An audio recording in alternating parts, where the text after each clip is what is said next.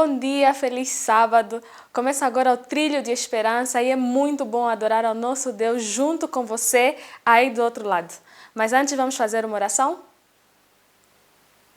Eterno nosso Deus, bondoso Pai, muito obrigada, querido Deus, pela proteção divina ao longo da noite. Obrigada porque a sua misericórdia se renovou em nossa vida nesta manhã e nós somos gratos a Ti por esta dádiva. Queremos pedir que o Senhor desça nesse momento aqui e se faça presente no nosso culto de adoração, que os nossos corações possam estar inteiramente conectados contigo e que possamos Te adorar em espírito e em verdade. Nos dê a Tua paz e abençoe-nos neste sábado. Em nome de Jesus. Amém. Seja mais uma vez muito bem-vindo a este culto de adoração. A programação de hoje está muito especial porque é sábado dedicado à Santa Convocação. Você sabe o que é a Santa Convocação? Sabe o significado e chamado que tem para nós como cristãos? Não? Então permaneça conectado. Teremos também um minuto de saúde com o Dr. Manuel Henriques. O louvor teremos a participação do irmão Sansão e Senguel e o alimento espiritual com o pastor Hermenegildo Ngola. Por isso, se você ainda não compartilhou as nossas redes sociais, faça agora mesmo com seus amigos, com os seus familiares, no Facebook União Nordeste de Angola dos Adventistas e no YouTube @AdventistasAngola. E vamos adorar ao nosso Deus juntos.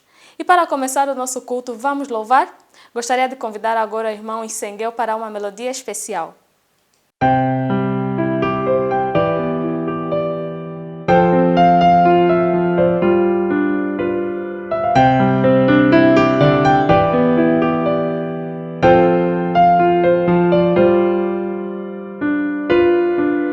Reaviva, ó Deus, a minha vida espiritual.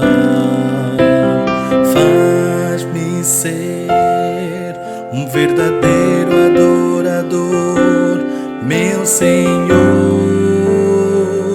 para servir e mostrar ao mundo a graça de Jesus.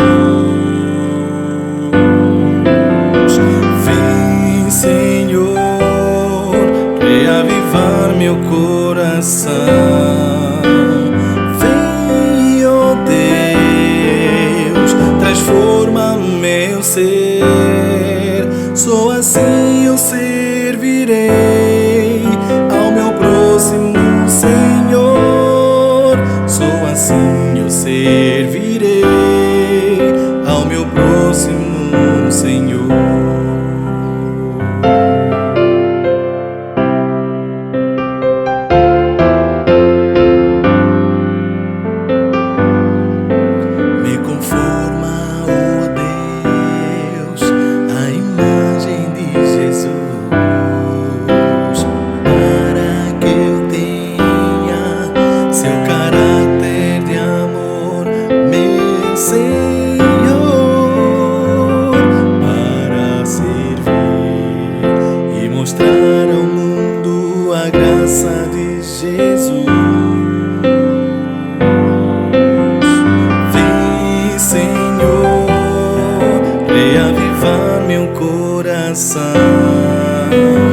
Vem, ó Deus, transforma meu ser.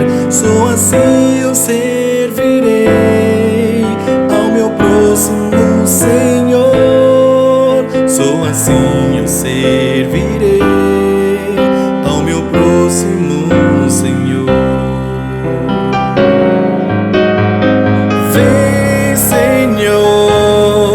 Reavivar meu coração. Vem, ó Deus, transforma meu ser. Só assim eu servirei ao meu próximo Senhor. Só assim eu servirei ao meu próximo Senhor. Só assim eu servirei, Senhor, ao meu próximo Senhor.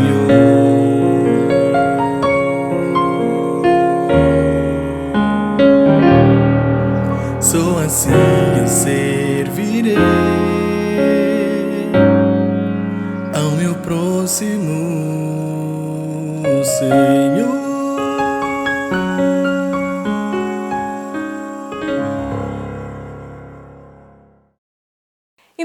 de Saúde de hoje, o Dr. Manuel Henriques, cirurgião dentista, fala sobre o pré-natal odontológico. Acompanhe.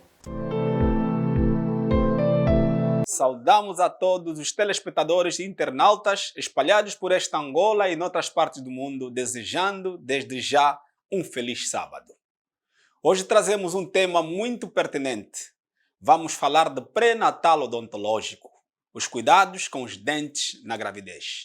Querida mamãe, fique atento a esse tema, eu acho que é muito importante para você, também para a querida jovem. A saúde da criança se estabelece quando ela ainda está na barriga da mãe. Por isso, descuidar dos dentes antes e durante a gestação pode resultar em complicações para o bebê.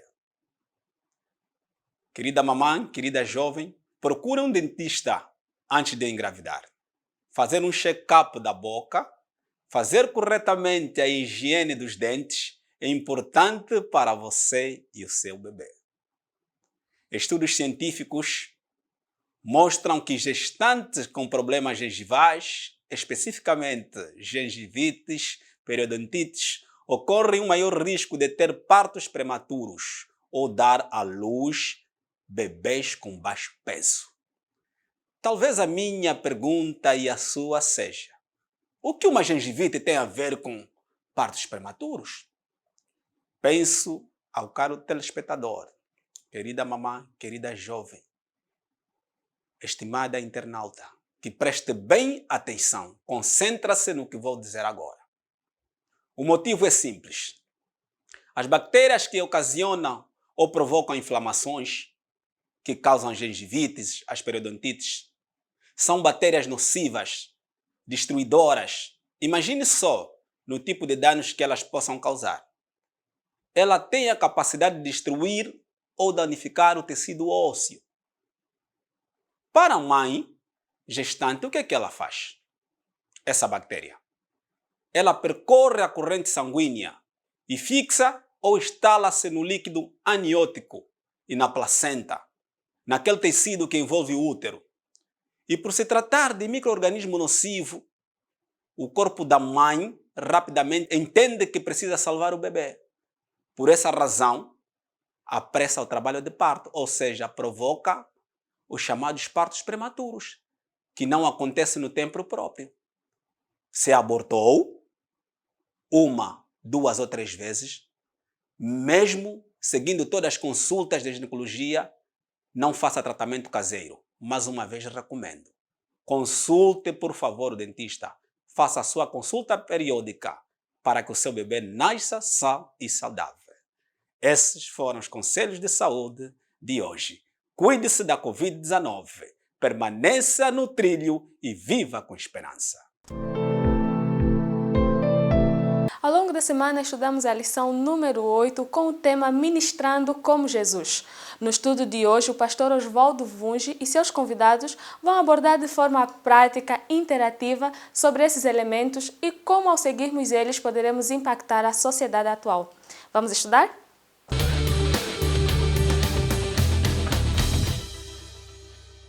Saúdo os meus queridos irmãos com a paz do nosso Senhor Jesus Cristo. É um prazer ter o carinho da sua companhia no estudo de hoje. No programa deste sábado, vamos estudar a lição número 8, intitulada Ministrando como Jesus. Vamos aprender como podemos demonstrar o amor de Jesus na comunidade. Prepare por isso o seu coração e também a sua Bíblia para mais um aprendizado. Eu tenho nesse estudo, então, a presença do pastor José Maciel. Mais uma vez, seja bem-vindo, pastor. Obrigado. E também tenho aqui o Walter Mussungo. Seja bem-vindo, Walter. Obrigado, pastor. Ok. E para começarmos, então, eu vou pedir o Walter para nos fazer a oração. Oremos, então. Maravilhoso nosso bom Deus, soberano do universo. Agradecemos, Santo Deus, pela oportunidade que nos dá de, neste momento, estudarmos a sua palavra. Vem abrir, ó Senhor, nossos corações e as nossas mentes, de modo que sejamos influenciados pela Tua vontade. Suplicamos Seu perdão, Seu favor e Sua bênção, em nome de Jesus. Amém. Amém. Diz um velho ditado que as ações falam mais alto que as palavras. Realçando esse facto, Dwight Moody, evangelista e editor norte-americano, dizia que de 100 homens, um lerá a Bíblia, 99 lerão o cristão. Em outras palavras, o cristão é a Bíblia que o mundo quer ler. As palavras de Jesus causaram impacto nas pessoas para quem ele pregou, porque suas ações amorosas refletiam seus ensinos. Ao curar leprosos, abrir os olhos dos cegos, desobstruir os ouvidos dos surdos, libertar endemoniados, alimentar os famintos e curar os necessitados, as pessoas eram tocadas e transformadas. Se as ações de Cristo não estivessem em harmonia com suas palavras, ele teria pouca influência sobre as pessoas. As ações do Salvador têm uma lição a nos ensinar. O testemunho de uma vida semelhante à de Cristo, comprometida em servir os outros, é uma evidência das palavras que falamos e da credibilidade ao nosso testemunho. Pastor Alves, como é que nós podemos ministrar igual a Jesus? Muito obrigado pela pergunta. É a lição que nos enfatiza durante toda essa semana, ministrando como Jesus, né? Devemos lembrar aqui o verso de ouro, Mateus 9, versículo 36, em que é declarado para nós: vendo eles as multidões, compadeceu-se delas, porque estavam aflitas e exaustas, como ovelhas que não têm pastor. A palavra-chave aqui é compadeceu-se delas, de compaixão. Então, para todo o evangelismo da igreja e para todas as ações missionárias da igreja, nós sempre vamos lembrar do que a irmã White diz, que o método de Cristo é o que funciona. Exato. E o método é esse. Ela diz assim, no livro Ciência do Bom Viver, página 143. Unicamente o método de Cristo trará êxito, verdadeiro êxito, no aproximar-se do povo. O Salvador misturava-se com os homens como uma pessoa que lhe desejava o bem, manifestava simpatia por eles, ministrava-lhes as necessidades e granjeava-lhes a confiança. Ordenava então, segue-me. Quando a gente escuta e começa a estudar melhor esse parágrafo aqui do Espírito de Profecia, a gente então destaca algumas palavras. Primeira coisa, a morte diz que Jesus se misturava com as pessoas. Como é que eu quero ministrar como Jesus se eu não me misturo com as pessoas, se eu não me aproximo das pessoas? Também ela diz que ele manifestava simpatia. Nós queremos estar ao lado de pessoas simpáticas. A pessoa que é antipática, a gente quer distância lá. Então, nós também temos que ser simpáticos e mostrar de uma maneira simpática o evangelho. Nos misturamos com as pessoas, manifestamos simpatia. E agora tem aquilo que é a vocação principal da ADRA, Agência Humanitária da Igreja, que nós dirigimos aqui. Atendia as necessidades. Nós temos necessidade física, emocional, espiritual, várias necessidades. E Jesus atendia a necessidade dessas pessoas. Aí, então, ele ganhava confiança. Quando ele ganhava confiança, depois ele dizia assim, segue-me. Segue. E aí então, já estava tudo como fácil. vamos ministrar como Jesus? Misturando-nos com as pessoas, vamos ser simpáticos a elas, vamos atender às suas necessidades, vamos ganhar a confiança dessas pessoas e depois vamos dizer, segue-me, porque eu também estou a seguir a Jesus. Muito bem. E falando de misturar-se com as pessoas, eu vou seguir assim, Walter. Misturar-se com as pessoas. Tem o conceito de que quando a gente se mistura, acabamos ser contaminados, não é? É possível, então, Walter, a gente se misturar com as pessoas sem sermos contaminados? Esta questão meio que difícil e, na verdade, alguns lidam com essa situação, uns não querem se aproximar com este medo mesmo, e também aquele contraste que alguns às vezes vão para o Salmos 1, versos 1, que diz que bem-aventurado aquele que não anda nos conselhos dos ímpios, não se senta na mesa dos escarnecedores. Então apresentam esse texto como evidência que não podem se misturar com as pessoas. E alguns até mesmo adotam os hábitos dos antigos lá, né? Fariseus. Que, com medo de serem contaminados, se distanciavam das pessoas. É por isso. Mas se nós percebermos por intermédio da Bíblia, em Mateus capítulo 5, há uma passagem que Jesus nos apresenta, Mateus capítulo 5, versos 13, já lá no Sermão da Montanha, um dos sermões mais famosos de Jesus, mas ao mesmo tempo desconhecido, porque poucos entendem devidamente. Aqui diz que vós sois o sal da terra, mas se o sal perder suas qualidades, como restaurá-lo? Para nada mais presta, senão para ser jogado fora e pisado pelos homens. 14. Vós sois a luz do mundo. Não se pode esconder uma cidade situada sobre um monte, nem os que acendem uma candeia a colocam debaixo de um cesto, mas no velador, e assim ilumina todos que estão na casa. Assim resplandece a vossa luz diante dos homens, para que vejam as vossas obras, boas obras, e glorifiquem vosso Pai que está nos céus. Deste modo, os exemplos que Jesus aqui apresenta, como o sal, por exemplo, o sal no tempo bíblico era usado para conservar os alimentos. O sal também era usado praticamente para saborear, como hoje também, o Dar alimento. sabor ao alimento. E para o povo, para o romano, o sal também era para salariar as pessoas. E daí vem o termo salário até. O sal era recolhido do mar Mediterrâneo, de modo que fosse colocado próximo à porta do templo, de modo que as pessoas, ao passarem, não pudessem escorregar nos momentos mais frios. O terreno era escorregadio. Mas esse sal era o sal insípido, que não valia para nada. Por isso, nesse momento, Jesus já falando disso, provavelmente ele estava vendo o sal que estava no chão, que não valia para nada, estava sendo jogado no chão para que as pessoas pudessem pisar. Então, Jesus diz que esse sal insípido não vale para nada, deve ser jogado para fora. Não pode saborear, não tem valor.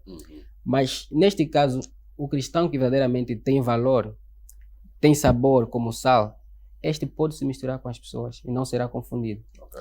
Assim como a luz, ou seja, pode iluminar o lugar escuro, deve ir para o lugar escuro, iluminar, para revelar aquilo que está coberto pela escuridão. De tal modo, os cristãos podem aproximar-se às pessoas. Se não formos luz, não teremos capacidade de nos dirigirmos ou de iluminarmos. Se não formos sal, não teremos capacidade de saborear. Paulo enfrentou uma situação dessa, e você pode ver em Coríntios, 1 Coríntios 9, verso 19. Paulo vai dizer ao povo de Coríntios, diz que, pois sendo livre de todos, tornei-me escravo de todos, para ganhar o maior número possível. Para os judeus, tornei-me judeu, para ganhar os judeus. Para os que estão debaixo da lei, como se eu estivesse debaixo da lei, embora eu não esteja, para ganhar os que estão debaixo da lei. Para os que estão sem lei, como se estivesse sem lei, não estando sem lei para com Deus, mas debaixo da lei de Cristo, para ganhar os que estão sem lei. 22, finalizando aqui, diz que para os fracos tornei-me fraco, para ganhar os fracos. Tornei-me tudo para com todos, para de todos os meios vir a salvar alguns. Paulo, pelo menos, faz essa referência porque aprendeu de Cristo. Ele poderia misturar com a pessoa sem ser contaminado deste modo. Significa que hoje, cada um de nós pode aproximar-se às pessoas. Dos necessitados. Sim. De quem precisa da verdade, da boa nova. Nos aproximamos deles sem participar das ações. Sim, sem participar dos prazeres. Exatamente. Jesus, no caso, é um exemplo desse. Okay. Ele se aproximava com as pessoas até reclamavam, ele está comendo com os pecadores. Exato. Mas ele não fazia parte ou não participava dos prazeres dessas pessoas. Pastor, existe alguma razão específica para o Senhor Jesus ter que usar essas duas figuras, essas duas ilustrações, sal e luz, para ilustrar os seus seguidores? Seus seguidores, no caso, os discípulos, e aqueles que ouviam a sua palavra, e hoje nós, né, que somos os atuais. Sim, claro que sim. Nada do que Jesus diz é sem propósito. Tudo é bem específico, tudo é com uma precisão cirúrgica ali no que ele quer alcançar em nossos corações nos dias de hoje, mas também foi no tempo dos discípulos, né? Certo. De todos eles. Além das razões que o Walter já nos falou aqui, Jesus, em Lucas capítulo 15, no versículo 2, lá diz que Jesus recebia e comia com os pecadores. Essa é uma outra prova de que a gente pode se misturar com as pessoas, né? A Moate diz que ele se misturava, que nós também, e esse é o método que funciona, né? Então, Jesus recebia e comia com os pecadores. Graças a Deus que ele nos recebe, né? Exatamente. Todos nós somos pecadores, carentes da graça de Cristo, né? Enquanto os fariseus usavam o verbo evitar, Jesus usava o verbo tocar. Ele queria tocar nas pessoas. Então, uma das maneiras que ele tinha que dizer, ou esclarecer para as pessoas que você pode tocar as pessoas, é você sendo a luz ou você sendo o sal. O sal, ele continua sendo sal dentro do saleiro, mas não produz o resultado que se espera do sal. Não vai dar sabor, vai ser insípido, ou como ficava na porta da cidade lá para ninguém escorregar, pronto, só isso, tá bem. Né? O sal tem que sair do saleiro. Exato. Tá? E tem que dar sabor, tem que dar tempero, a luz tem que afugentar as trevas. E o apóstolo Paulo, em Filipenses 2,15, ele fala, dentre muitas coisas, quando ele pensa que cada um de nós somos uma luz, ele chama isso de luzeiros. Nós somos luzeiros para esse mundo, né? Então, o que me chama mais atenção nessa discussão é o seguinte, não é que me chama atenção, que me faz lembrar é o seguinte, uma coisa é o barco na água, outra coisa é a água no barco. Então, Jesus mesmo falou em sua oração sacerdotal, né? Eu não peço que tire-os do mundo, mas que os protejas do mal, e assim, né? Então, nós estamos no mundo, nos misturamos com as pessoas, é o nosso barco navegando na água sem que a água esteja dentro do barco. Né? Então, nós temos que ir onde a luz precisa ser iluminada, né? Para iluminar e separar daquilo que o mundo faz. Okay. É aquela questão da diferença do verbo ser e estar, né? Certo. No inglês lá, o verbo to be, a gente sempre traduz como ser e estar, né? Certo. Uma coisa é você ser, outra coisa é você estar. Você ser a luz ou você ser o sal é uma coisa. Você estar apenas com a condição de ser, né? São coisas diferentes. Então, de tudo que nós estamos vendo aqui até agora, está nos remetendo para uma ação. É prático isso. É uma fé prática. Eu tenho que fazer isso acontecer. Sair do sal, dar sabor às pessoas, Exato. através das nossas ações, e iluminar mesmo o mundo em trevas através também das nossas ações, e palavras até. E antes de irmos para o nosso intervalo agora, Walter, você pode nos dizer como é que Jesus tratava as pessoas, né? Como é que ele tratava as pessoas? Quais eram as suas palavras e o que é que nós podemos aprender essa forma de praticar de Jesus? Jesus tratava as pessoas de uma maneira compassiva. Uhum.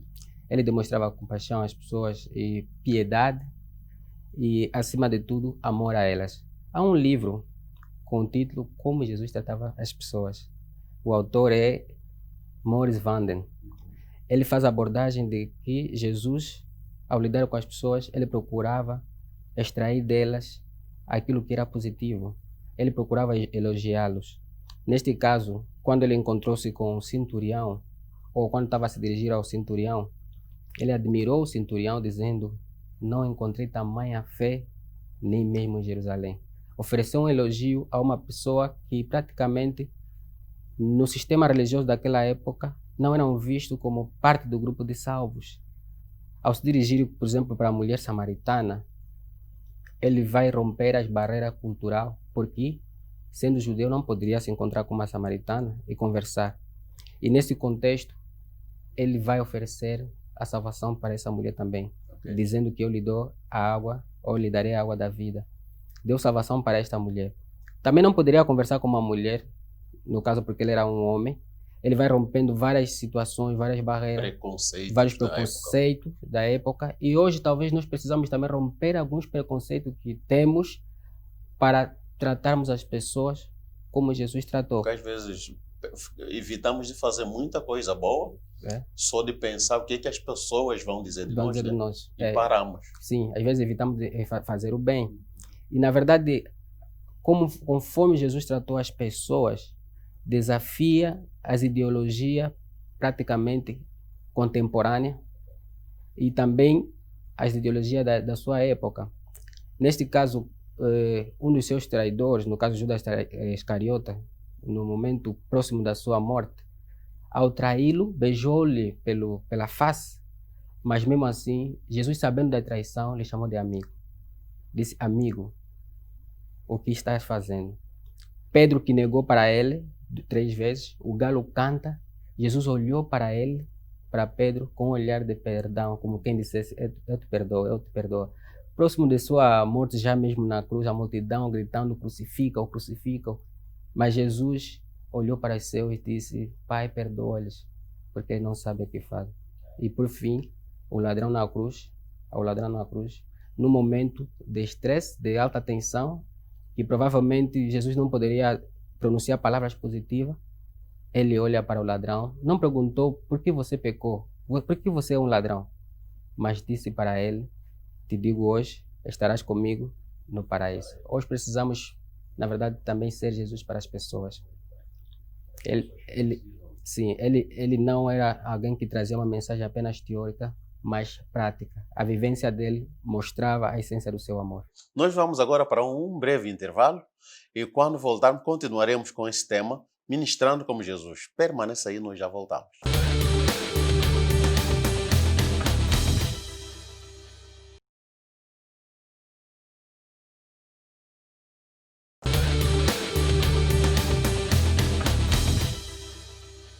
Estamos de volta com o seu e nosso estudo da Bíblia. E na lição de hoje estamos a abordar ministrando como Jesus. E, pastor, precisa nos responder alguma coisa. No contexto de como Jesus tratava as pessoas, eu queria saber se a Bíblia revela princípios vitais de como nós podemos compartilhar a fé e o poder também dos relacionamentos. Até que ponto isso é importante? Isso é muito importante, pastor, muito importante. Deveríamos levar muito em consideração isso. E a Bíblia tem alguns princípios. Obviamente, o princípio bíblico tem que ver com o comportamento de Jesus, como ele tratava as pessoas, como ele se comportava com as pessoas, porque ele é nosso maior exemplo, né? Então, aquilo que Jesus fez, como Jesus atuava, e nós reproduzimos isso, é um princípio bíblico, porque sabemos da maneira como Jesus tratava as pessoas por meio da Bíblia. Mas vamos inferir algumas coisas. Em primeiro lugar, nós temos que estar em harmonia, as nossas ações têm que estar em harmonia com as nossas palavras. Dentro do nosso relacionamento, de qualquer tipo de relacionamento, as nossas palavras têm que coincidir com as nossas ações e vice-versa, né? No princípio que extraímos aqui ao estudar a lição, um outro princípio vital é o seguinte: temos que extrair o melhor das pessoas, sempre. Ver o que há de bom nas pessoas. Enquanto estamos em um relacionamento, ou numa conversação, ou quando vamos compartilhar a fé, né? Especialmente quando é aquela pessoa que não compartilha a mesma fé que a gente. Temos que aproveitar as oportunidades, e o resumo é que devemos ter palavras agradáveis e alegres. Esse é um princípio, né? Palavras encorajadoras, repletas de graça, repletas do Espírito Santo, né? Aí a gente encontra Isaías 42, verso 3, Colossenses 4, Efésios 4:15, que está dando essas expressões, usando todas essas expressões aí na maneira como nós falamos, como nós nos comunicamos, né? Uma coisa é eu dizer, outra coisa é eu entender como eu devo dizer. Eu estava pensando sobre isso aqui, então assim, vamos hipoteticamente dizer assim, eu olho para minha esposa com um olhar terno e eu digo para ela assim: eu já disse para você que eu te amo? E aí ela vai assim: que fofo, que bonito e tal. Não, você não me disse, você já me disse, mas pode dizer de novo, eu não me canso de ouvir e tal. Então a frase é essa: eu já disse para você que eu te amo. Ou, numa outra circunstância, a mesma frase pode soar muito mal, porque a maneira como se diz. A mulher poderia perguntar assim: você me ama? Eu falei: eu já não te disse que eu te amo? Eu já não te disse que eu te amo? Interessante. A frase é a mesma, mas a maneira como estou a dizer, o sentido é completamente diferente. Né? E nós podemos até levar o Evangelho, que é uma oferta tremenda, mas se o apresentamos mal, né? Exato. Pode Exato. não ter o mesmo impacto na vida das pessoas. É assim. E um aspecto também interessante que a lição falou é dos ministérios, né? O ministério de Jesus. No ministério de Jesus, ele mostrou que o ministério dele de cura ia além da cura física e emocional. A igreja hoje, que tipo de ministério pode desenvolver na comunidade para atender às necessidades das pessoas e demonstrar realmente que nós nos importamos com elas. Walter. Interessante essa questão. Na verdade, nós devemos atender, ou seja, devemos criar um ministério proporcional à necessidade da comunidade. Primeiro devemos avaliar qual é a necessidade que a comunidade apresenta para posteriormente conseguirmos ou podermos atender. Eu quero ver aqui um trecho da lição que diz a esse respeito, no segundo parágrafo da lição, ainda de terça-feira, diz que Jesus ministrava a necessidade perceptível das pessoas para que pudesse, por fim, atender às suas necessidades mais profundas. Uma necessidade percebida é uma área da vida em que as pessoas não conseguem resolver um problema por si mesmas. Contudo, a maior carência do ser humano é do relacionamento pessoal com Deus. Jesus, nesse caso, analisava quais eram as necessidades perceptíveis. Ele aí poderia agir. É verdade que temos uma comunidade ao redor da nossa igreja. E essa necessidade vai variar de local para local. Então, cada igreja deve fazer um levantamento no seu local, qual é a necessidade que está afligindo aquela comunidade. E aí poderá atender. Jesus, por exemplo, viu a multidão, teve que multiplicar pães e peixes para atender aquela comunidade. Deixa também lhe mostrar um aspecto que viveu Tiago capítulo 1, por exemplo.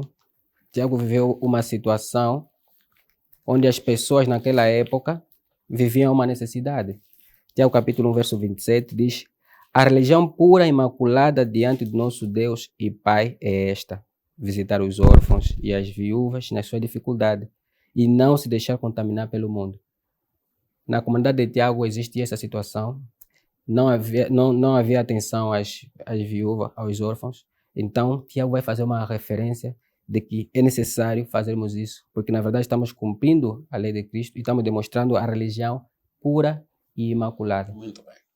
E ainda tocando ao ministério de Jesus em relação a curas e outras necessidades, pastor, Jesus aqui reúne 3 ministérios, né?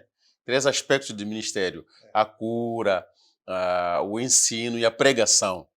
Nós, como igreja de hoje, de que maneira que podemos levar as verdades espirituais, né? Quando curamos, quando ensinamos, enfim. Será que a igreja hoje está fazendo diferença?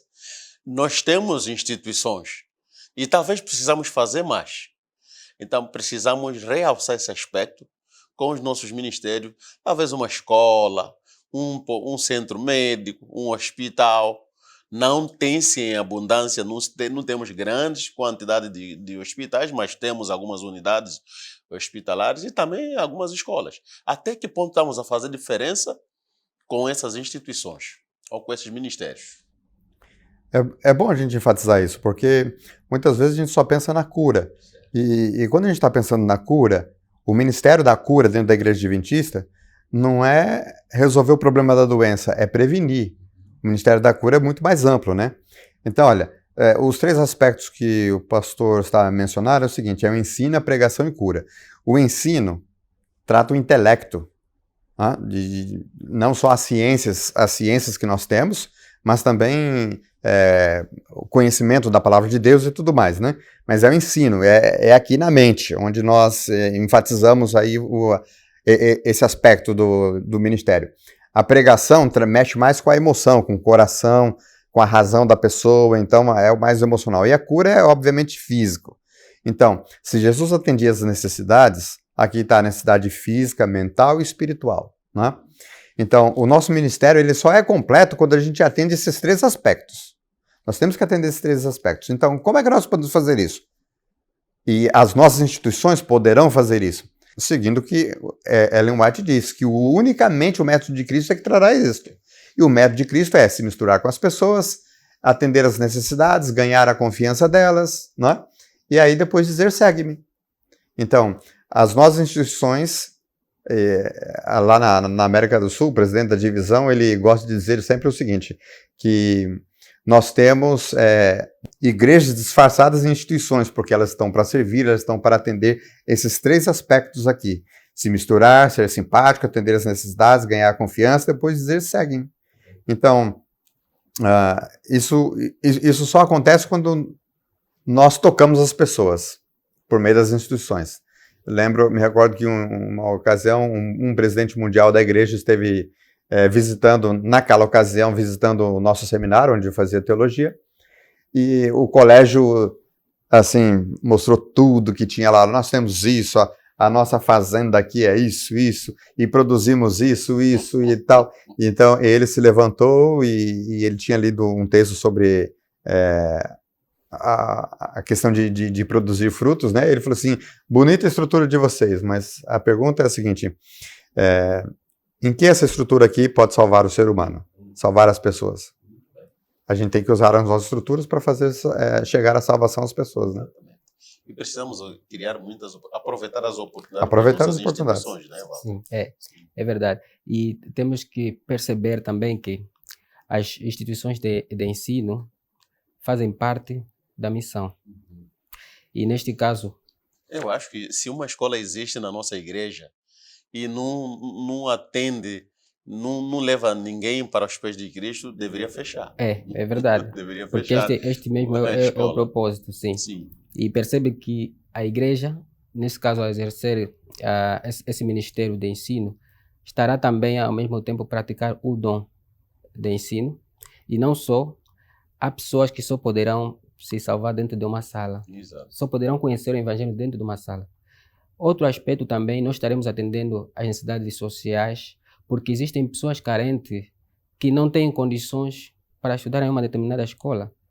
Mas é possível que a igreja possa dar uma bolsa, por intermédio da escola, da mesma igreja, para ajudar estas pessoas. Olha que temos, conquanto isso seja muito bom para ser feito, e hoje muitas lutas nas igrejas que têm escolas e resulta disso, enquanto isso seja importante, não devemos em momento nenhum nos esquecer que o objetivo final é a salvação. Sim, porque nós estaremos ensinando as pessoas. Esse é apenas um meio. Sim, estaremos ensinando as pessoas não só para os assuntos terrenos, mas também estaremos ensinando para a eternidade. Assim como os hospitais. Nós temos orado, nesse caso o Ministério de Cura, orando a favor dos doentes. Certo. Mas uma das melhores formas de nós atendermos a oração desses doentes é construirmos um hospital para curá-los também. Nesse caso, se nós tivermos instituições hospitalares para acudir a essas pessoas, estaremos fazendo o nosso papel em termos de beneficência social. E não só, também há pessoas que só se converterão dentro de uma sala de operatório ou de um hospital mesmo. Deste modo, ao levarmos pessoas a Cristo por intermédio dos nossos hospitais, por intermédio das nossas escolas, estamos cumprindo também o papel de Cristo. Okay. E o que é que importava então para Jesus? Em tudo isso, o que é que importava para Jesus, Pastor Alves? Qualidade de caráter. Era o que importava, porque na lição falou sobre as duas parábolas ali, a das virgens e também a dos talentos, né? A parábola das virgens, a qualidade de caráter que Jesus espera é daquelas pessoas que vivem uma vida genuína, autêntica, cheia do Espírito Santo. Na parábola dos talentos, lá, a qualidade de caráter que se espera é aqueles que usam fielmente seus dons. São duas lições atrás que nós estudamos sobre isso, né? Então, o resumo da qualidade de caráter, o que Jesus espera na vida das pessoas, é que elas tenham amor e serviço ao próximo. Amor e serviço ao próximo.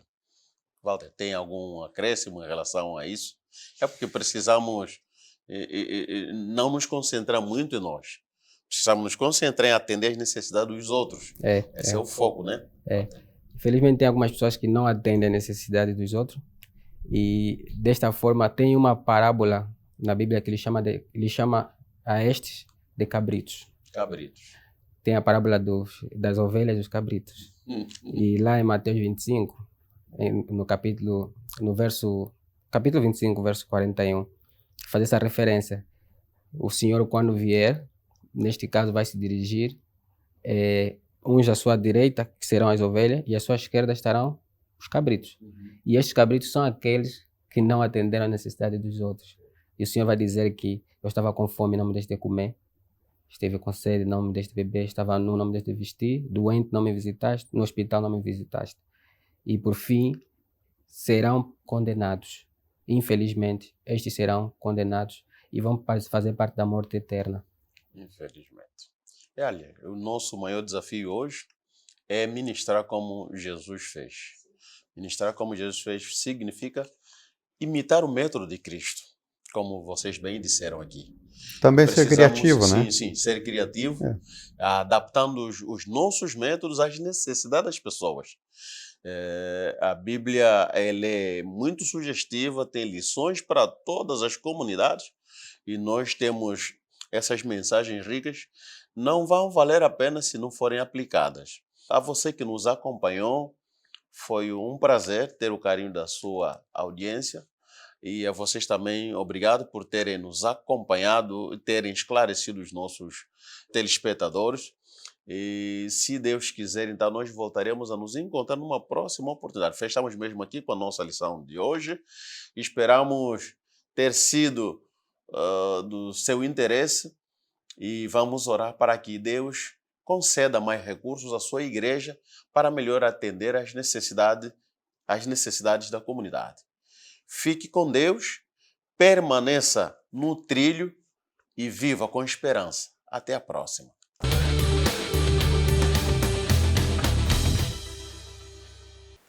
Obrigada, pastor Oswaldo Vungi, pelo estudo de hoje. Em caso de dúvidas ou até mesmo estudos bíblicos, você pode nos contactar pelo WhatsApp 923 00 53 24. Chegou o momento infantil com a tia Júdice e hoje ela traz-nos mais uma historinha bíblica para o coração das nossas crianças. Vamos ver? Muito obrigada, feliz sábado a todos, feliz sábado crianças, está tudo bem? Está tudo bem lá em casa? Que bom, hoje é sábado, ainda continuamos em casa por causa desta pandemia e eu sei que as crianças estão a se cuidar, não é? Que bom, hoje também temos uma história muito interessante que se encontra no livro que vocês já sabem. Qual é o livro? A Bíblia, a Palavra de Deus. Nela encontramos lindas, maravilhosas e ricas histórias. Mas a história que eu vou contar hoje está no livro de 1 Coríntios 12, verso 12 até 31, que vai falar dos dons. Muito bem, que bom. Antes disso, eu queria fazer uma breve oração para vocês, tá? Vamos orar? Papai do céu, muito obrigada por mais um sábado. Obrigado porque o Senhor nos cuidou durante a semana e hoje estamos aqui para te louvar e bendizer. Esteja conosco durante este momento. Te pedimos no nome de Jesus. Amém. Quantos de vocês gostam de receber presentes? Eu gosto de receber presentes. Tem um menino que disse que não gosta. Não acredito. Não gostas mesmo? Todos. Quando o papai ou a mamãe, alguém viaja, traz sempre alguma coisa, não é?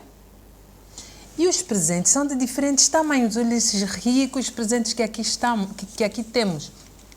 Temos esse presente enorme. Temos esse presente médio.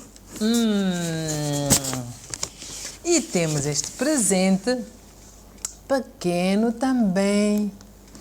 Olha, crianças, existem em cada caixa diferentes tipos de presentes. E cada presente é entregue às pessoas, às vezes porque fez alguma coisa especial, ou porque fez anos, ou por uma lembrança. O presente você não pode escolher. Às vezes nós escolhemos, mas às vezes quando é surpresa você recebe aquilo que te dão, não é? A mesma coisa acontece com os dons que Deus dá a cada um de nós. Os dons que Deus dá a cada um de nós são presentes que Deus dá a cada um para serem usados para a sua obra, para trabalhar para Deus.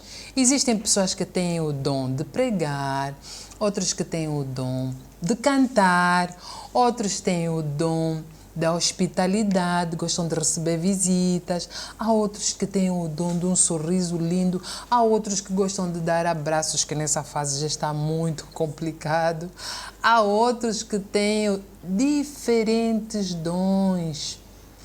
Mas olha, estes dons são presentes que Deus dá a cada um, a cada menino. E você, criança lá em casa, você já sabe qual é o dom que você tem? É bom que saibas qual é o dom que você tem, porque quando você souber este dom e puderes usar bem, Deus vai se alegrar. E se você usar para a obra de Deus, nós vamos ajudar a apressar a vinda de Cristo, sabem? Sabem disso?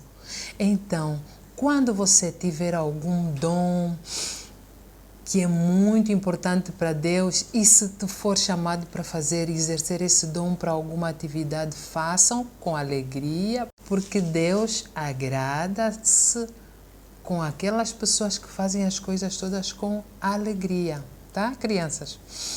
Que Deus nos possa abençoar, que nós possamos usar os nossos dons. Eu sei que cada um de vocês já recebeu algum presente de Deus, que são os dons. Então, usem estes presentes de uma forma importante para apressar, anunciar e abreviar a segunda vinda de Cristo, tá? Espero que tenham gostado, que Deus nos possa abençoar e não se esqueçam, estão em casa, sempre lavar as mãos com água e sabão e desinfetar as mãos com álcool em gel, tá? Até o próximo sábado, tchau!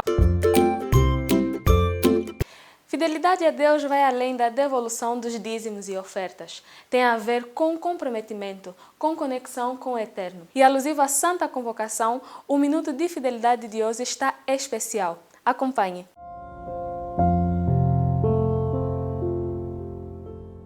Sejam todos bem-vindos ao Minuto de Fidelidade. Hoje, o Minuto de Fidelidade se desdobrará num culto de oração, por conta do início da Semana de Renovação Espiritual, compromisso com Deus, na Santa Convocação 2020. Contaremos com a participação dos pastores Justino Paulo, presidente da União Nordeste de Angola, e o pastor Burn Siban, administrador financeiro, também da União Nordeste de Angola. Querido irmão, permita que o silêncio seja eloquente no lugar onde te encontras, pois vamos abordar um assunto de sumo interesse. Primeiro Deus, ou Deus em primeiro, é o ideal divino para as nossas vidas. Deus em primeiro lugar é, antes de tudo, uma decisão firme, vigorosa e unipessoal. Dela resulta fluídas bênçãos imagináveis. Isso não é determinismo, mas uma garantia. Basta que olhes para a vida de Daniel. Mesmo na cova dos ferozes, os leões foram humildes e mansos. O grande Paulo, cujo lenço de limpar suores do seu rosto foi requerido para curar doentes físicos e pessoas aprisionadas pelos demônios. Eu disse, é uma garantia. Essa garantia vem de Jesus. Buscai primeiro o reino dos céus e todas as coisas vos serão acrescentadas. Quando assim é, as ocorrências da tua vida é do propósito divino e nunca casualidade. Quando assim é, você não precisa frequentar lugares escuros, nem comprometer tua vida, baixando valores morais e espirituais para ver suprida as ansiedades. Entenda, tudo vos será acrescentado. Tudo é tudo. Se não fosse tudo, não seria tudo. Todos os medos que possas imaginar tira a qualidade de vida e altera o estado emocional da pessoa, arrastando-a até a depressão. Medo sobre coisas que estão além do nosso controle. Medo sobre valor pessoal. Medo sobre as coisas básicas. Sendo Deus primeiro, teremos paz sobre todos os medos. E ainda que andemos na sombra da morte, pois Ele está conosco todos os dias até a consumação dos séculos. A vacina para todos os problemas desta vida é Deus ser primeiro.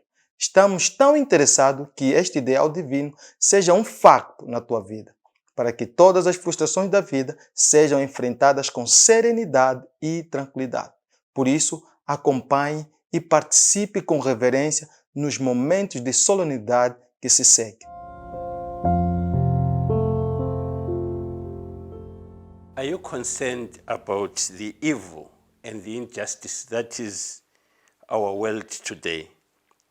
Jesus taught us to pray for his kingdom to come. The one condition that he gave us for his kingdom to come is found in Matthew chapter 24, verse 14. And this gospel of the kingdom will be preached the whole world as a testimony to all the nations, and then the end will come. To meet this condition, Jesus gave us the Great Commission that we find in Matthew chapter 28, verse 19 and 20. Therefore, go into all the world and make disciples of all nations, baptizing them in the name of the Father and of the Son and of the Holy Spirit, and teaching them to obey everything that I have commanded you. When I became a Christian, I pledged to do my honest part in ushering in the kingdom of God. It is for this reason that I make God first in all my resources. I long for his kingdom to come. And I invite you today to make God first in your resources. Together, we can hasten the coming of the Lord. Let us make God first. Let us pray together. Our God and our Father, our Creator and our Master, we come to you today to pledge ourselves and to commit ourselves into your hands, so that everything that we are and all the resources that you have given us, we want to entrust them into your hands, so that you will be first in everything in our lives. Be the first in our monetary resources. Be the first in all the talents that you have given us, so that our lives will bring honor and glory to your name. In Jesus' name we pray. Amen. Feliz sábado a todos! Já se passaram 12 meses desde que celebramos o programa intitulado Santa Convocação. Foi, de certeza, um programa sensacional, porque entre vários planos que nós possuímos, a Igreja comprometeu a colocar Deus em primeiro lugar. Esta semana, cada membro terá a ocasião de renovar o compromisso que fez com Deus ano passado. Permita-me ler o texto que encontramos no livro de Números, capítulo 23, versículo 19. O texto diz: Deus não é homem que minta, nem filho do homem para que se arrependa. Porventura, diria ele, e não faria, ou falaria e não confirmaria. Portanto, nós vemos aqui esse texto muito interessante, porque, em primeiro lugar, Deus não é homem. Ele não mente. Ele fala e cumpre com as suas promessas. Ao renovarmos o nosso voto, tenhamos em mente de que Deus é o nosso Criador. Deve ser a nossa primeira prioridade. Primeiro Deus. Devemos amá-lo de todo o nosso coração. Ele nunca falará suas promessas. Devemos ter fé e aceitarmos que Ele cumprirá com as suas promessas. E culminando com a nossa salvação. Oremos ao Senhor. Bom Pai, está nos céus, queremos agradecer porque o Senhor é um Deus de amor. O Senhor nos criou para que possamos ter a vida eterna. Nós queremos agradecer pelas bênçãos que nós temos recebido cada dia. Nós queremos pedir, Senhor, que esteja conosco ao longo dessa semana, onde nós faremos mais uma vez o nosso voto, o nosso compromisso contigo. Nós somos apenas mordomos. A nossa vida, a nossa atividade, tudo que possuímos vem de Ti. Abençoa cada membro, abençoa cada irmão e irmã que nos assiste nesse sábado, para que possamos ter a certeza da salvação. Perdoa as nossas faltas, em nome de Jesus te rogamos. Amém. Quando é que será a tua decisão neste sentido? Deus em primeiro lugar. Eu lhe pergunto ainda mais. Quando é que as tuas preocupações não precederá Deus na tua vida? Por quanto tempo mais Deus deve esperar por essa decisão? Uma coisa sei, Deus quer fazer grandes coisas na tua vida e só falta a decisão esperada, Deus ser primeiro. Nós estamos aqui como aqueles anjos de Ló para dar aquela força salvífica a todos quantos precisarem.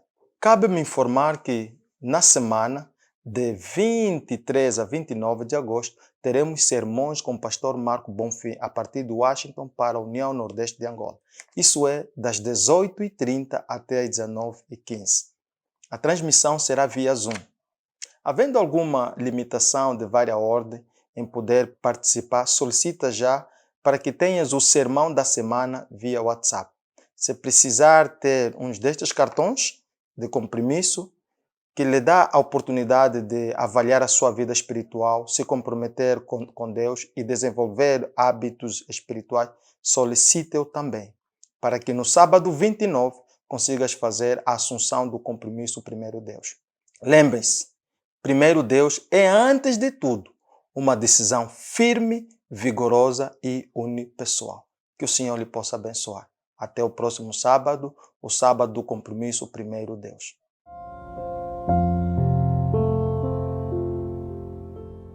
É hora da mensagem bíblica e o pastor Hermenegildo Ngola traz-nos o alimento espiritual à luz da Bíblia. Mas antes, vamos preparar os nossos corações com mais um louvor.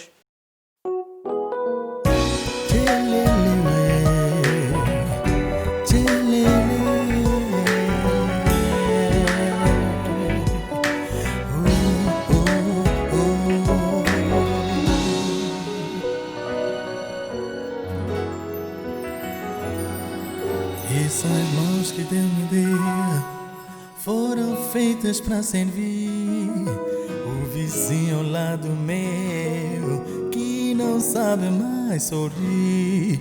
Através das minhas mãos eu pretendo lhe mostrar o sorriso de Jesus. Mãos consagradas para a causa em prol do amor, mãos dedicadas ao serviço do Senhor, mãos preocupadas em se unir às de Jesus, mãos que não temem o encontro com a luz. Aleluia.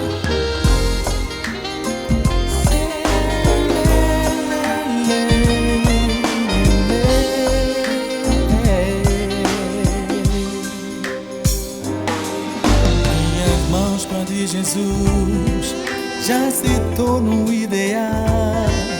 Vai também no entardecer a poesia do nascer, na beleza natural eu contemplo o digital dessas mãos que me criou. Oh, oh, oh, oh. Mãos consagradas para a causa em prol do amor, mãos dedicadas ao serviço do Senhor, mãos preocupadas em se unir às de Jesus, mãos que não temem o encontro com a luz.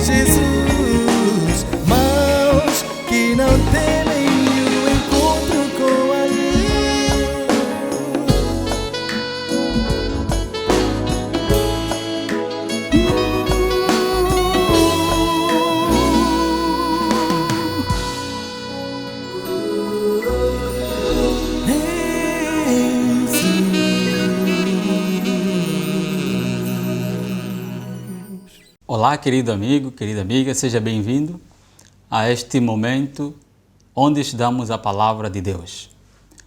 Nessa manhã agradeceríamos se nos acompanhasse estudando com a sua Bíblia em casa e reunisse e tivesse mais pessoas ao lado para todos atentamente ouvirem a Palavra de Deus.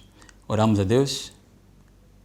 Pai querido, muito obrigado, Senhor, pela vida e saúde.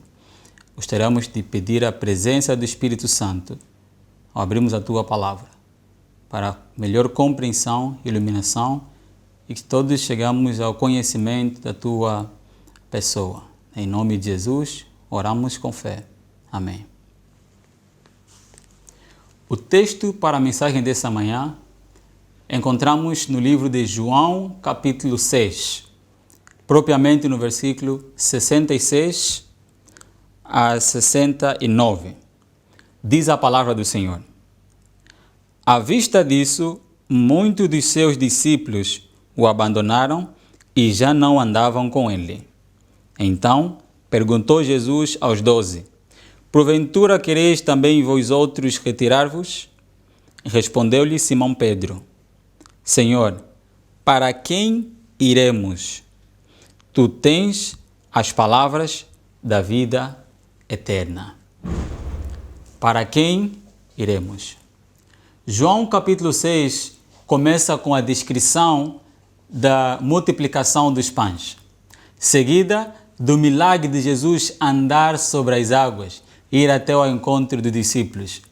Então, saindo de Tiberíades, chegando a Cafarnaum, Jesus encontrava-se dentro de uma sinagoga, ensinando as boas novas da palavra de Deus. Cafarnaum é um lugar comum para Jesus. É um lugar onde muitos episódios de sua vida tomaram lugar. Cafarnaum é também um lugar onde Pedro e André eram nativos. Foi nesse lugar onde Centurião, pela sua fé, conseguiu ter a cura do seu servo por Cristo Jesus. Foi também em Cafarnaum onde, depois de muitos milagres, ao sair da cidade, muitos doentes e enfermos foram curados por Cristo Jesus. Em Cafarnaum, aquele que não tinha visão recebeu a visão. Aquele que era leproso foi tornado sã. Aquele que tinha problema, qualquer tipo de enfermidade, quer seja emocional ou física, quando estava próximo de Jesus, Jesus curava eles. Através do seu poder, muitos em Cafarnaum conheceram a palavra de Deus e chegaram a ter uma vida transformada. Mas sabe, o maior de todas as transformações que Cristo já fez e faz e tem feito até hoje é a transformação de coração de pessoas. Mas no capítulo 6, que eu estudo para essa manhã, algo incomum acontece. Algo estranho que é relatado na Bíblia acontece. Aquela pessoa que é o melhor pregador, aquela pessoa que é o melhor orador, Cristo Jesus, que chamava todos das trevas para a maravilhosa luz, teve nesse momento o abandono de muitos de seus discípulos. Jesus andava com muita gente. Os discípulos é um termo geral aplicado para os seguidores de Cristo. Mas dentro dos discípulos tinha um grupo que chamavam de 12, ou que algumas pessoas podem conotar como sendo os apóstolos, constituído por seguidores mais próximos de Jesus Cristo. A Bíblia diz que muitos desses discípulos abandonaram a Jesus depois dessas coisas. E você deve estar se perguntando quais coisas? O que aconteceu realmente para que todos esses discípulos viram a deixar Jesus Cristo? Nos relatos que encontramos no capítulo 6, encontramos um cenário onde as pessoas seguiam Jesus Cristo, saíram de Tiberíades para Cafarnaum, porque eles queriam novamente ter o milagre dos pães e peixe. Outros ainda seguiram Jesus a Cafarnaum com a intenção de fazer ele rei. Lembre-se que, nesse período, o povo de Israel estava sob a supervisão ou reinava o Império Romano.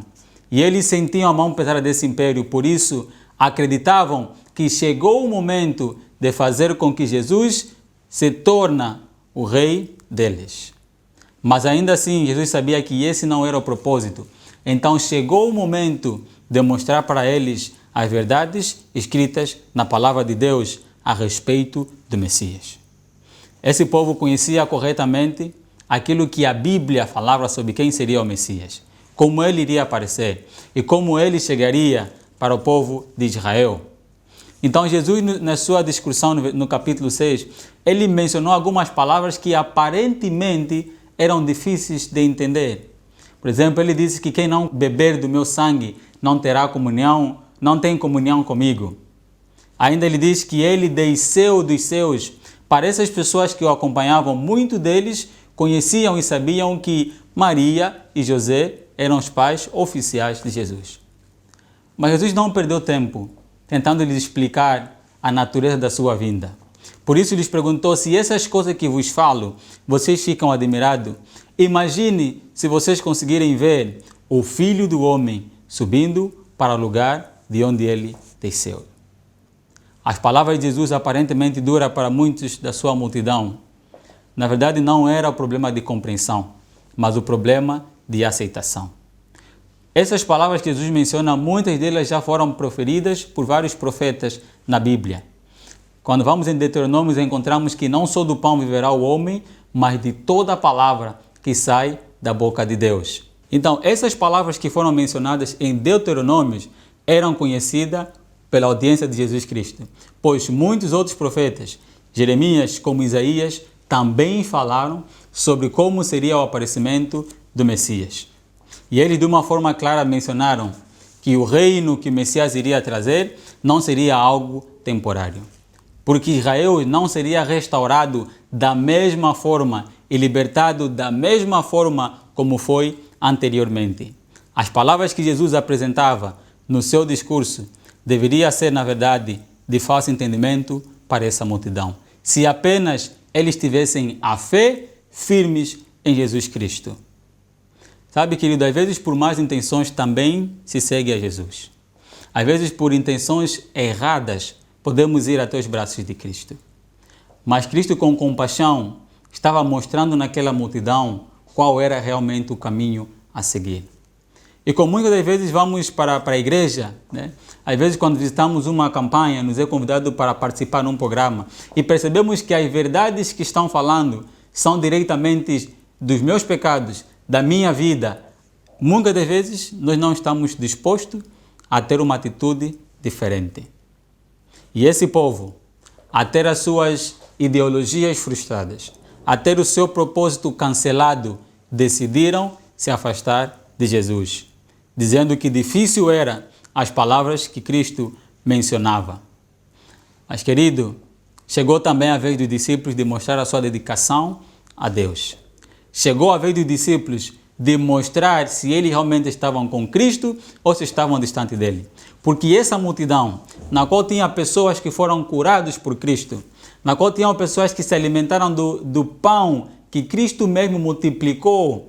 Quando lemos na passagem anterior, ou nos versículos anteriores, no João capítulo 6, essa mesma multidão que lhe foi tirado demônios dentro do povo, onde o leproso ficou curado, era a mesma multidão que nesse momento não queria aceitar Cristo como Senhor de suas vidas e não queria fazer as mudanças na qual era necessário ser feitas naquele momento. E Cristo perguntou para os discípulos: e vós outros, também quereis retirar-vos? E Simão Pedro respondeu, no versículo 68, Senhor, para quem iremos? A palavra Senhor, ou Rabi, mestre, professor, como o grego traduzia, ele significava alguém que tem autoridade. Pedro, ao dizer Senhor, ele estava dizendo que, mestre, eu sou tua propriedade, você tem autoridade sobre mim. Ou, mestre, eu pertenço a ti e tu és o meu mestre, o meu professor, o meu guia. A quem iremos? Tu tens as palavras da vida eterna. E mais uma vez, a palavra vida eterna aparece nos nossos versículos. Pedro aprendeu com Cristo Jesus que só através dele, do seu sacrifício, da sua vida, a humanidade poderia ter a vida eterna. Pedro estava disposto naquele momento, apesar da dúvida, apesar da incerteza, apesar de não compreender claramente o que Jesus estava ensinando, porque a verdade é progressiva, nós não compreendemos tudo no momento. Ele ainda assim, em meio a essa confusão, decidiu permanecer firme com Jesus. Eu pergunto para você também, aonde você vai quando passas por situações difíceis? Aonde você vai quando chega um ponto na tua vida em que você não compreende as coisas que acontecem ao teu redor? A quem você se inclina quando percebes que o problema que você está enfrentando é superior às tuas capacidades de resolução? Será que você prefere ir a certos lugares onde, por meio de sacrifícios, por meio de rituais, encontras paz de espírito e proteção? Será que você se volta para você mesmo, na tua inteligência, na tua sabedoria, naquilo que você conhece, na tua mentalidade e colocas você mesmo como Deus da tua vida? A quem você vai quando você percebe que não tem nada que você pode fazer para resolver aquela situação? Aonde você vai quando se sente sozinho, quando se sente deprimido, quando sabe que amanhã não terás o que comer, quando percebes que o que tem nesse momento está além daquilo que você pode fazer? Aonde você se inclina? Queridos, em nome de Jesus, eu recomendo-vos a Cristo, pois Cristo é a única pessoa que tem a vida eterna. Satanás nesse mundo pode nos dar aquilo que é o prazer momentâneo. Satanás pode nos fazer gozar o bem, a paz, a integridade física por um período de tempo. Satanás pode, através de suas artimanhas, através de suas especulações, através de confusão, através de doenças, através de muita coisa, nos fazer viver um momento parecendo que o mundo anda de forma natural. Mas ainda assim compreendemos que só Cristo veio para nos dar uma vida, que não teremos só benefícios nessa terra, mas teremos benefícios eternos. Eu não conheço um outro Deus que transforma a vida. Não conheço um outro Deus que ao cego faz ver. Eu não conheço um outro Deus que quando bêbado, quando gatuno, quando feiticeiro se aproxime a Ele, volta de forma transformada. Não conheço nenhum outro Deus que pode transformar água em vinho. E não conheço nenhum Deus que conheça o mais profundo de nossos pensamentos. Cristo Jesus é o único que pode nos dar a vida eterna. E é a Ele que nos convida hoje de vir aos seus braços. Por isso, no capítulo 6 ainda, nós encontramos Ele fazendo o convite que todo aquele que vir após mim, e Ele diz que esta é a vontade do Pai, que aqueles que chegarem até mim por intermédio dEle e crerem em mim, não pereçam, mas tenham a vida eterna. Aonde você vai, querido, se não for nos braços de Jesus? Onde você te inclina, se não ser aos pés de Cristo? Pois existem problemas, existem soluções que ninguém pode dar. Mas em Cristo nós encontramos a resposta. Não porque queremos viver perfeitamente nesse mundo, não porque queremos ter tudo que nós desejamos nessa terra, mas porque ao passarmos por essas situações, compreendemos que Ele estará sempre ao nosso lado. Se só Cristo tem a vida eterna, se só Cristo pode nos dar a vida para sempre, então o inimigo não pode nos dar aquilo que só Cristo pode nos entregar. Aquilo que Cristo reservou somente para Ele, o inimigo não tem poder nenhum para nos retribuir. Querido, quando nos entregamos a Cristo, nós compreendemos de forma clara que o que vivemos no mundo é falsidade. Compreendemos de forma clara que a ilusão, o trabalho que o mundo nos oferece não é suficiente para suprir o vazio que existe no nosso coração. Só há uma pessoa que pode preencher esse vazio, e este é Cristo Jesus, o nosso Salvador. Então, se a pergunta que foi feita para os discípulos fosse feita para você hoje, a quem você vai? Ou onde você vai? Eu recomendo-te a Cristo. Nos versículos 69, a Bíblia diz: nós temos crido e conhecido que Tu és o Santo de Deus. Querido, é nesse ponto onde Jesus salva. quando pelo poder de Deus acreditamos que Ele é o Filho de Deus. Lembra-se do versículo de João 3, versículo 16? Porque Deus amou o mundo de tal maneira que deu o seu Filho unigênito, para que todo aquele que nele crê não pereça, mas tenha a vida eterna. Cristo é o caminho, Ele é a verdade e a vida. E quando Cristo nos liberta, Ele nos liberta de verdade. Quando Cristo nos torna livre, Ele nos torna livre para sempre. E nós estamos assim dispostos a continuar com uma vida transformada. Não uma vida perfeita, sem doenças, se calhar sem morte. Não uma vida onde você vai ser milionário, vai ter tudo que você precisa, não. Mas uma vida com esperança. Então você vai caminhar no trilho da vida com Jesus Cristo como teu guia e como teu Salvador. Aonde você vai, se não for nos braços de Cristo Jesus? Aonde você vai se inclinar, se não for no coração daquele que te criou? Apóstolo Pedro disse que nós temos crido e conhecido que Tu és o Santo de Deus. Nós precisamos crer com a nossa mente, precisamos aceitar e praticar com as nossas mãos, mostrando que nós somos criaturas e perfeita criação de Deus, e que apesar do pecado trazer muitas dificuldades, apesar do pecado trazer muita deficiência naquilo que é a constituição humana, nós compreendemos que Cristo quer nos restaurar. E entendemos que através de Cristo Jesus, da morte de Cristo Jesus na cruz, Ele nos faz nova criatura. Então, como Romanos diz, nenhuma condenação há naqueles que estão em Cristo Jesus. Você gostaria de ver com Deus assim? Com Deus que transforma a vida, com Deus que ajuda, com Deus que faz de nós seres viventes melhor, com um Deus que nos ama e nos cuida. Você gostaria de ir para os braços de Cristo Jesus nesse momento? Você gostaria de lhe aceitar como seu Salvador? Você gostaria de conhecer mais sobre Cristo? Se essa for a sua vontade, em nome de Jesus te convido a me fazer essa breve oração e pedir para que o Espírito do Senhor nos guie na luz da sua palavra. Oremos a Deus.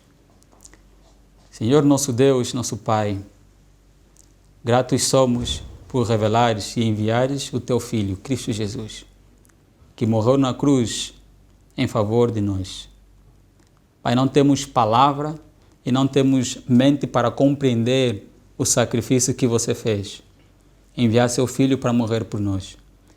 E neste momento gostaríamos de pedir uma bênção especial para cada ouvinte que está em casa, está no carro, no lugar onde estiver nesse momento, ouvindo a Tua palavra, que o Senhor venha tocar o seu coração e venha lhe transformar segundo a Tua vontade.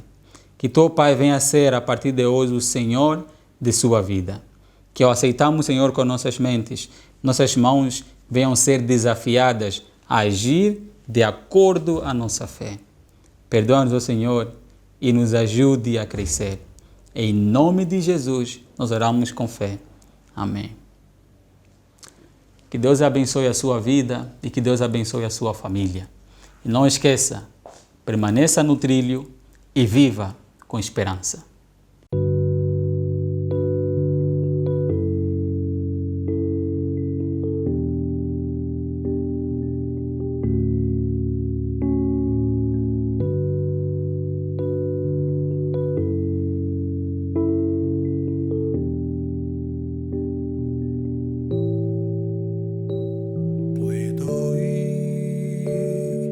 Tu voz llamando.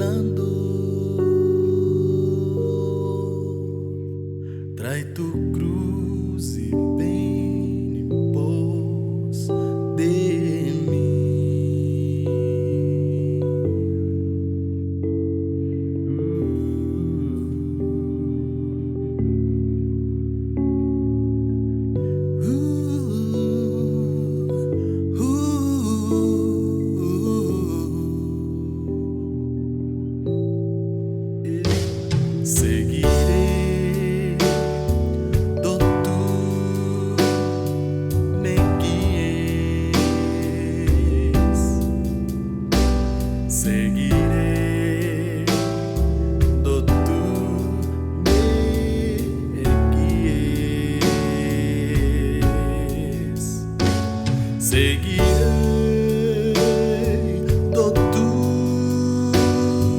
me guies,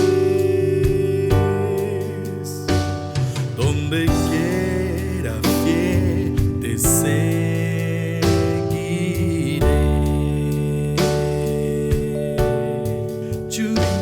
Sufriré por ti, maestro. Si el camino es siniestro,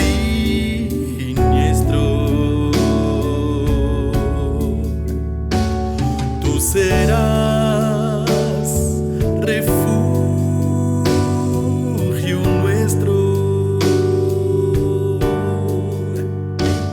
Moriré contigo, mi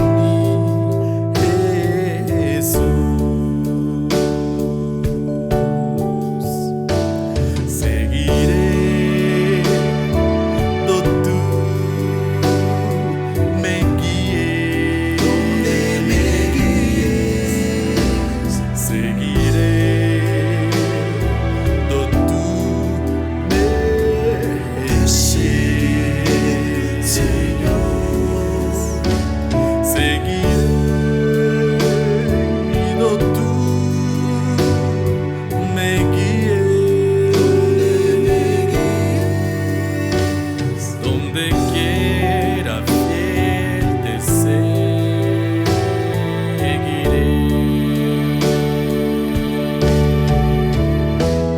Me darás la gracia y gloria de obtener la gran victoria y contarla dulce historia que por mí Jesús su vida dio, su vida dio. Te seguiré, seguiré, do tú me guíes. Seguiré, do tú me guíes. Seguiré, do tú me guíes, donde quiera fiel te seguiré, mi Señor. Donde quiera fiel te seguiré, mi Señor. Donde quiera fiel te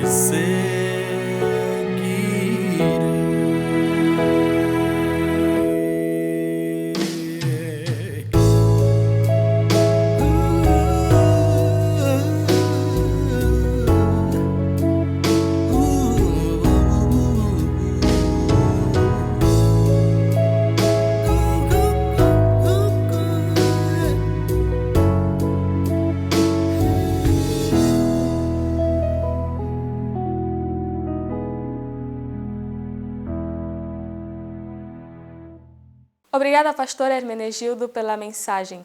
Quem tem ouvidos, ouça o que o Espírito diz às igrejas.